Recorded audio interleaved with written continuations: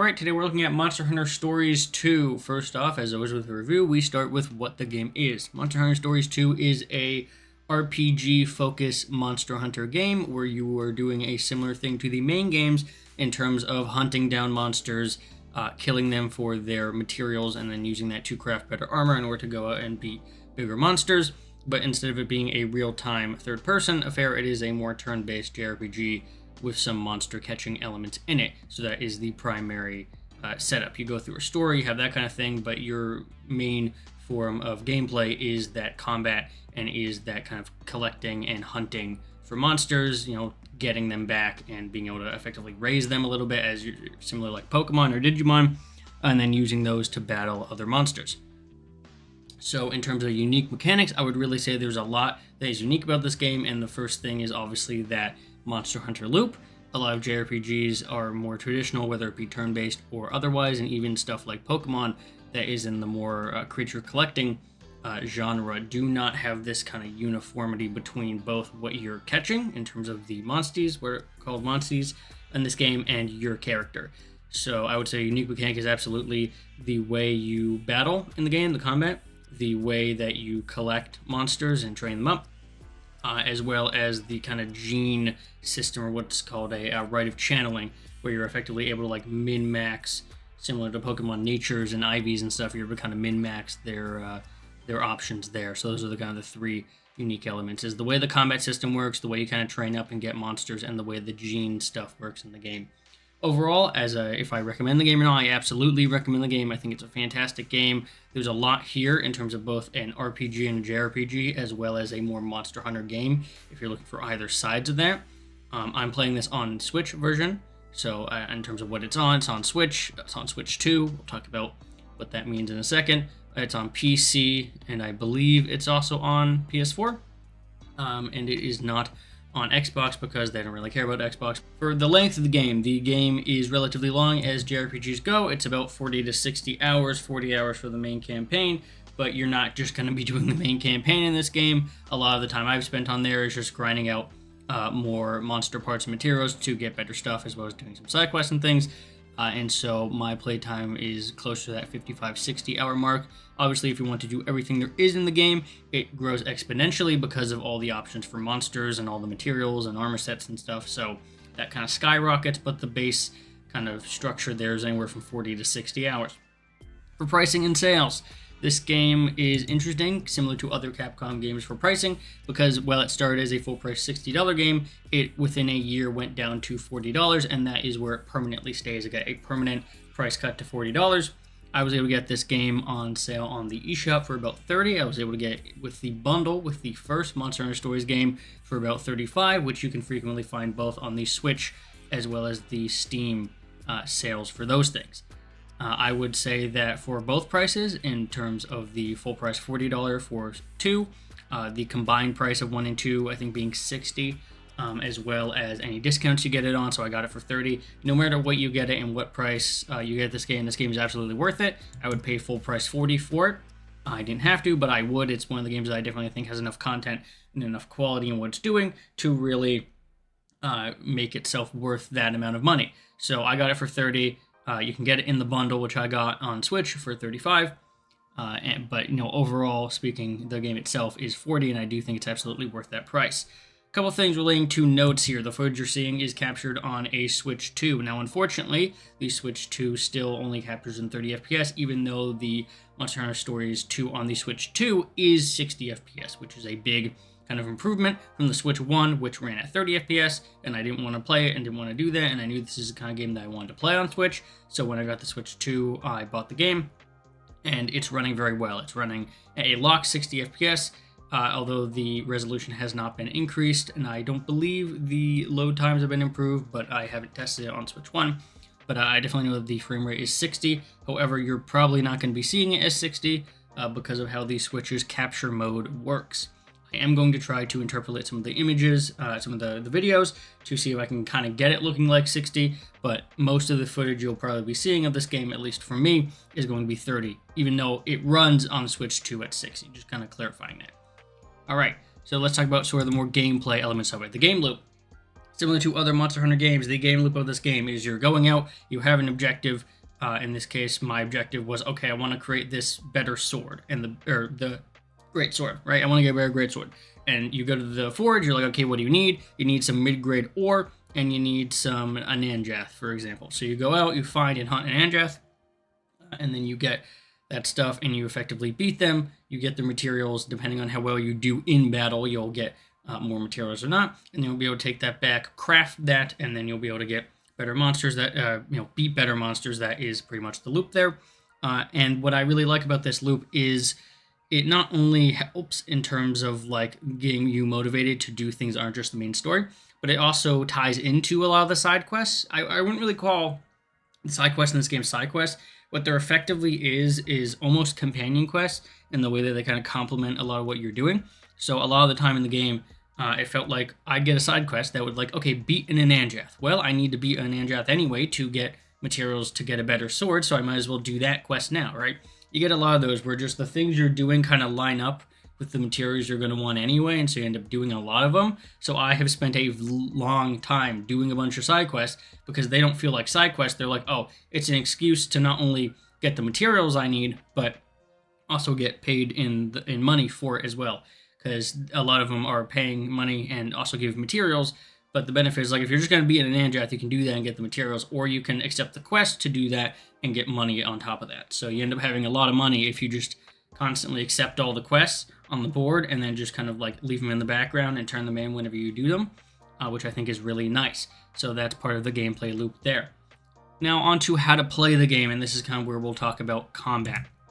So combat in this game is split up into a rock, paper, scissors dynamic, which I originally thought was going to be quite boring, and turns out it isn't quite boring because of the quality of a lot of the things which we'll talk about in the pros section. But play the game is pretty simple. It is a turn-based RPG. There aren't any like skip turn options here, so you'll start off, but the unique thing about this game is that you control both the monster and the character itself.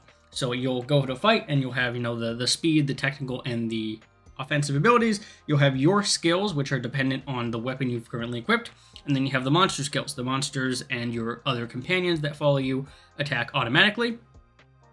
Your partners attack automatically. I don't think you can change that, but your guys you can change. So if the monster is, let's say it's and they have different types, like, the speed, technical, and attack. So let's say your monster's a technical and it's going to use a technical attack. Let's say you use a technical attack as well, okay? So you're both using a technical attack, and if you're using like a normal attack, you'll do a double attack, and that will cause extra damage to the monster. So that's one mechanic. Another mechanic is the head-to-head system. So you'll see a little line coming from one of the monsters to you or to the other monster, and that's a head-to-head. And if you beat the head-to-head, rock, paper, scissors, right, you get to do extra damage. If you lose it, you take damage. So there's a really nice system where effectively it's not really a taking turn thing. It's like if you beat the rock, paper, scissors, you keep going and you don't take damage. So it's in your best interest to beat as many of these rock, paper, scissors matchups as you can, which you can do in head-to-head and otherwise to be able to not take damage. So it's not really like a turn-based system. It's more so like a competitive system, one where it's like turn-based in the sense that you are taking turns, but the monster might not get to play if you're just really good at figuring out its moves and stuff, right? Which is quite similar to what Monster Hunter does. So you're doing that. There's the head-to-head. There's the double attack kind of thing. There's the like kinship skill, which is if you do enough attacks and stuff, you'll be able to use it like an ultimate, pretty much, and that works well.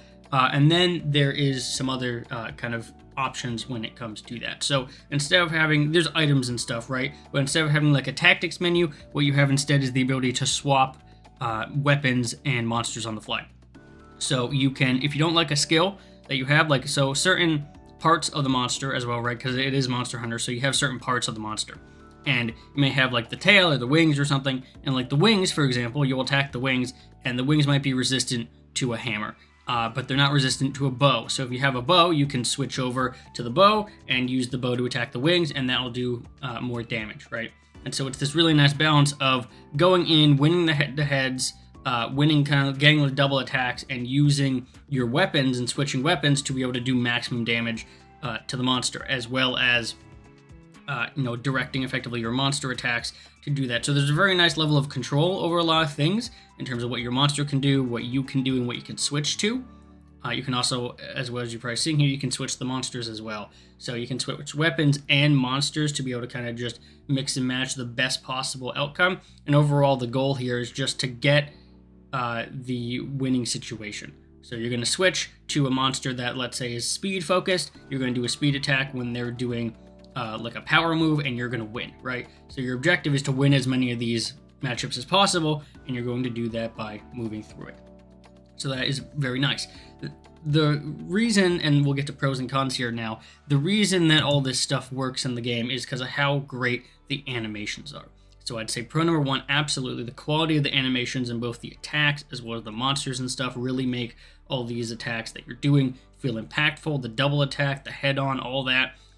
There's interesting, unique events in the game relating to stuff like if there's two flying monsters next to each other, they're going to fly up and do like a head-to-head thing, and there's some special stuff like that. If there are two monsters that can breathe fire at each other, there's going to be a unique event that shows them breathing fire at each other, and you have to spin the right stick to do that.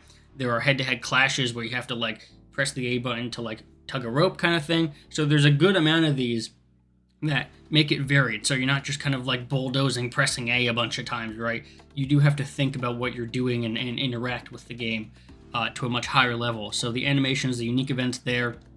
And then I would just say the quality of the combat in terms of like the options you have, the strategy you have, the way you can switch things in and out to get the perfect matchup, right? Like if you do this well, you beat it really quickly.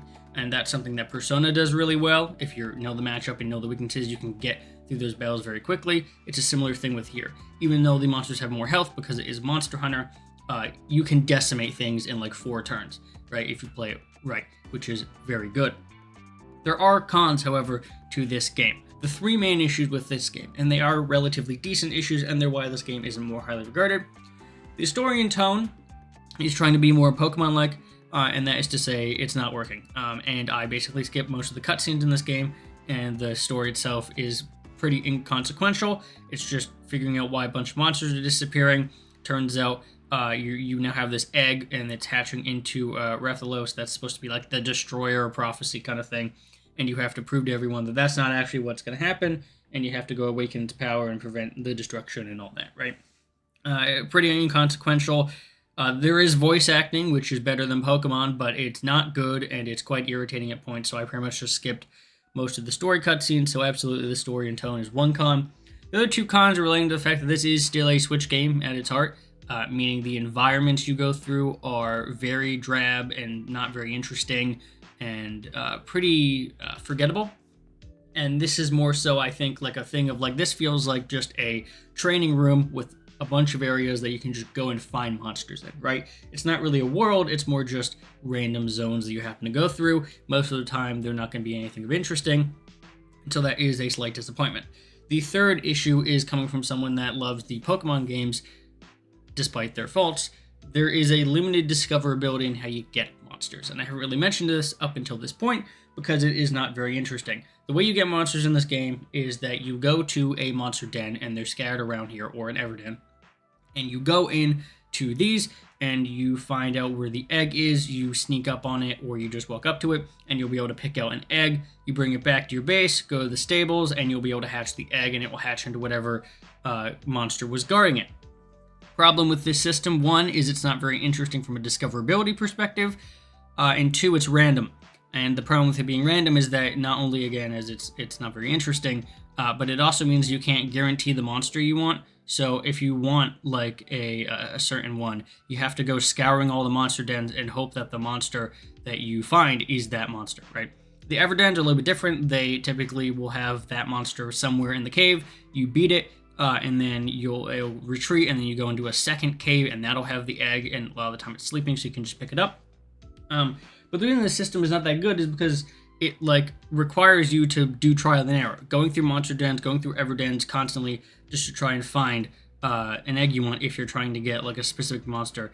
And the reason you would care about a specific monster beyond the fact that they may have, like the type you want, like speed or technical or something, is because they have different abilities, overworld abilities, if you will. The one I'm using mainly has a monster search, which is very useful for doing quests. You can figure out in an area where the monsters are, and it helps you figure out that.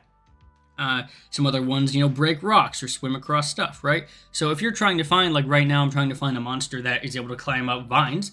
I don't know what those are. There's nothing to tell me what they are. I now have to go in through a bunch of monster dens to kind of figure out where that is, and trial and error pretty much to find, hey, does this monster let me climb up vines? Does this one do it? Does this one do it? So that's quite annoying because it doesn't tell you which ones do that.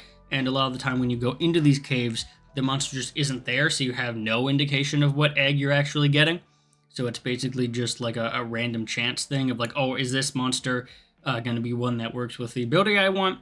And so I'd say the story, the kind of drab environment, and that kind of discoverability issue is something that I would like to see improved in the frequent game. But I do want to stress that while these things are definitely noticeable and it's definitely a little bit disappointing, they do not outweigh how great the combat is, how great that gameplay loop of Monster Hunter is, how the quality of the animations and unique events and just playing this game and getting stronger in this game feels. Because it feels fantastic, and that's absolutely what should be the takeaway.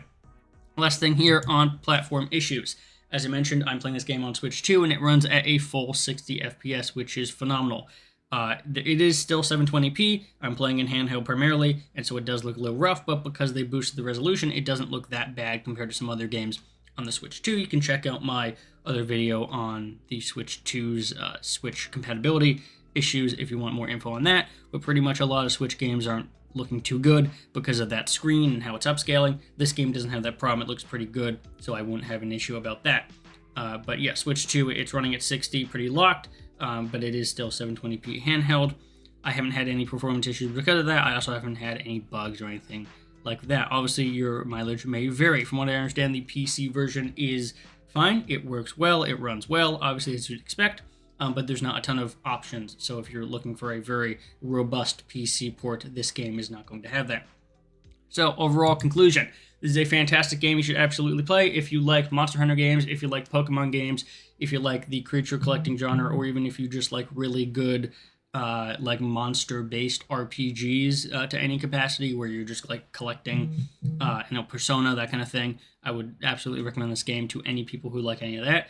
And even if you don't like that, I would definitely recommend giving this game a try. As long as you skip the story and you're okay with some, drive environments, this is a very fun game at its core, and it's something that I am just super impressed by, especially coming from the fact that I wasn't going to play it because it was on the Switch 1, got a Switch 2, and it's a really big surprise, especially given the fact that it was, a full-price game that came down in price, which is something you don't really see a permanent price decrease. And so I really think this game is absolutely worth playing, and you should be checking it out as soon as possible. So if you're interested in this kind of stuff and want to see more reviews on the channel, make sure to hit that like button, subscribe, do all that, and I'll see everyone in the next video.